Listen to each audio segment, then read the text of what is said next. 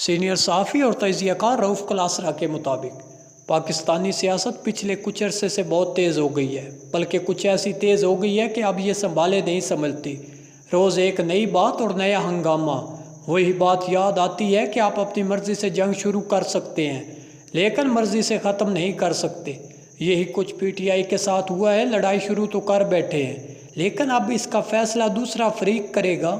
یہ کب ختم ہوگی اور اس کی شکل کیا نکلے گی؟ اگر آپ کو یاد ہو، کچھ یہی جرمنی میں ہٹلر نے کیا تھا جب اپنی فوجیں پولینڈ میں داخل کر کے دوسری جنگ عظیم شروع کی تھی۔ جرمن طیاروں نے لندن پر بمباری کر کے اسے برباد کر دیا تھا۔ لگ رہا تھا پورے یورپ پر اب جرمن راج ہوگا، جیسے کبھی نپولین نے یہ خواب دیکھا تھا۔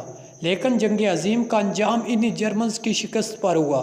نتائج ہٹلر کی خودکشی پر جا نکلے تھے۔ جو پورے یورپ کو فتح کرنے نکلا تھا، وہ خودکشی کرنے پر مجبور ہوا۔ اسی طرح جاپانیوں نے امریکی بحری اڈے پر حملہ کر کے امریکہ کے خلاف جنگ چھیڑ تو دی تھی، لیکن جواباً امریکہ نے ایٹم بم مار کر لاکھوں جاپانی مار دیے۔ جاپان آج تک اس کے اثرات سے نہیں نکل سکا۔ اسی طرح افغانستان کی سرزمین سے امریکہ پر 11 ستمبر کے حملوں کی منصوبہ بندی کر کے امریکہ پر حملہ تو کر لیا گیا، لیکن جواباً امریکہ نے لاکھوں افغان مار ڈالے اور اپنی مرضی سے 20 سال بعد یہ ڈرامہ کر کے نکل گئے کہ انہیں شکست ہو گئی۔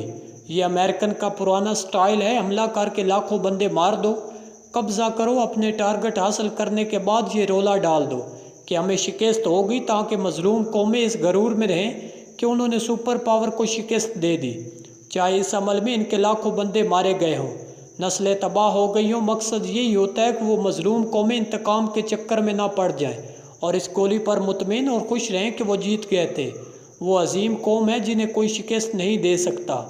خیر، دنیا اس طرح کی مثالوں سے بھری پڑی ہے، جب ملکوں اور حکمرانوں یا انسانوں نے اپنے مخالفین کے خلاف اپنی مرضی کی تاریخ، وقت اور میدان پر جنگ شروع کی، لیکن ایک دفعہ وہ جنگ شروع ہوئی تو پھر ان کے ہاتھ سے نکل گئی، پھر گیند ان کے مخالف کی کورٹ میں چلی گئی۔ اب وہ جنگ کو کہاں لے کر جائے گا؟ آپ اس اصول سیاست کو لاگو کریں تو یہی پیٹرن آپ کو نظر آئے گا کہ جب طاقتور طبقات یا حکمران یا سیاستدان اپنے حساب کتاب کے مطابق کوئی جنگ شروع کرتے ہیں تو ان کا خیال ہوتا ہے کہ نتائج بھی اپنی مرضی کے نکلیں گے۔ اس سلسلے میں نواز شریف، مریم نواز اور عمران خان کی مثالیں فٹ بیٹھتی ہیں۔ جب نواز شریف تیسری دفعہ وزیر اعظم بنے تو ان کے دفتر کے کرتا دھرتا مریم نواز صاحبہ تھی۔ لوگ بتاتے ہیں نواز شریف کو یہ مشورے دینے والے اور کوئی نہیں، ہمارے میجر عامر ہی تھے، جنہوں نے کسی ملاقات میں انہیں کہا تھا کہ ان کے بیٹے تو سیاست سے دور ہیں، بہتر ہوگا وہ مریم نواز کو سیاست میں لائیں، اپنی جانشین کے طور پر پروموٹ کریں۔ انہوں نے شاید ذوالفقار علی بھٹو کی مثال بھی دی ہوگی، جس نے وزیر اعظم ہوتے ہوئے آکسفورڈ سے فریش گریجویٹ بے نظیر بھٹو کو فارن آفس میں ایک ڈیسک اسائن کیا تھا، وہ وزارت خارجہ اور عالمی ڈپلومیسی کے معاملات کو سمجھنے کی کوشش کرے۔ یقیناً نواز شریف خاندان یہی سوچ رہا ہوگا کہ شہباز شریف کے دونوں بچے حمزہ اور سلمان پہلے ہی سیاست میں ایکٹیو ہیں۔ اگر مریم صاحبہ کو آگے نہ لایا گیا تو نواز شریف کی گدی کا حقدار حمزہ ہوگا۔ مرکز میں حمزہ وزیر اعظم تو پنجاب سلمان کی گود میں آن گرے گا۔ وہی صورتحال ہوگی جو 1997 میں تھی، جب نواز شریف وزیر اعظم، شہباز شریف وزیر اعلیٰ تھے۔ یوں مریم صاحبہ کو لانچ کیا گیا اور انہوں نے وزیر اعظم ہاؤس سنبھالا، اور ایسا سنبھالا کہ ایک دن وزیر داخلہ چودھری نثار کو میڈیا بریفنگ میں کہنا پڑا کہ حکومتیں ٹویٹر پر نہیں چلتی۔ ان کا اشارہ مریم نواز صاحبہ کے وزیر اعظم ہاؤس میں بنائے گئے میڈیا سیل کے حوالے سے تھا، جو اپنے مخالفوں کی ایسی تیسی کیے ہوئے تھا۔ آخر اسی میڈیا سیل سے اس وقت کے آرمی چیف جنرل رحیل کے خلاف کمپین چلائی گئی، اور اس کا نتیجہ ہمارے سامنے ڈان لیکس کی صورت میں نکلا۔ نواز شریف نے اپنے وزیروں کو انکوائری کمیٹی سامنے پیش کیا اور چند وزیروں کو برطرف بھی کیا۔ خان نے بھی وہی روٹ لیا اور وزیر اعظم بن کر کئی محاذ کھولے، تو بچے کچے محاذ انہوں نے اپوزیشن میں جا کر کھولے، اور اب وہ محاذ ان سے بند نہیں ہو پا رہے۔ خان اور ان کی ٹیم کو بھی نواز شریف کی طرح یہ زحم تھا کہ وہ جب چاہیں کسی کو بھی لمبا ڈال سکتے ہیں۔ خان کو زیادہ زحم تھا کیونکہ ایک تو وہ پہلی دفعہ وزیر اعظم بنے تھے، دوسرے وہ ہینڈسم بہت تھے، تیسرے وہ ورلڈ کپ جیت چکے تھے، چوتھے سوشل میڈیا پر ان کا راج تھا، اور تو اور وہ دنیا بھر سے لڑنے کی سکت رکھتے تھے، اور ان کا نعرہ آج کل تو ویسے ہی کھڑکی توڑ ہفتہ منا رہا ہے کہ میں کلہ ہی کافی ہوں۔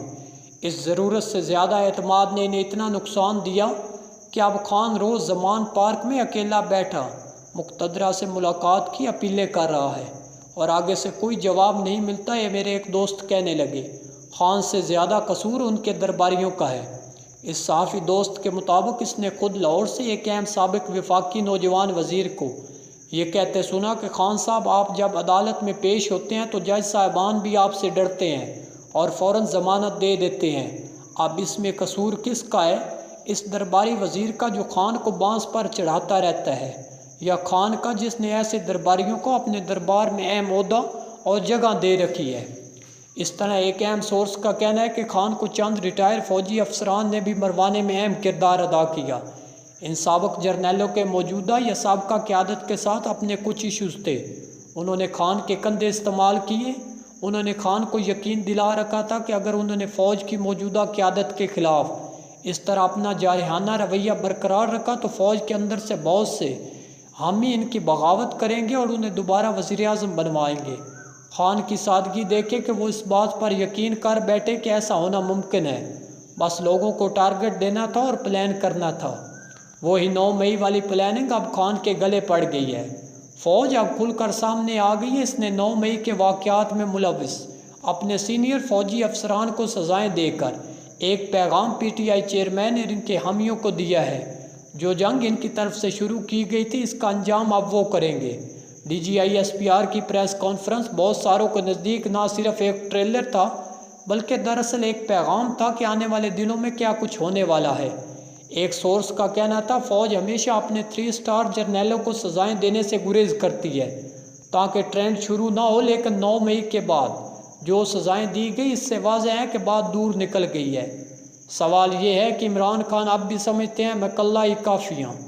خان جنگ چھیڑ تو بیٹھا ہے، لیکن اس جنگ کا انجام کون لکھے گا؟ وہی پرانی بات ہے کہ جنگ عظیم دوم میں جرمن اور جاپانی حملوں میں پہل تو کر بیٹھے تھے، لیکن بعد میں شکست ان کا مقدر ٹھہری تھی۔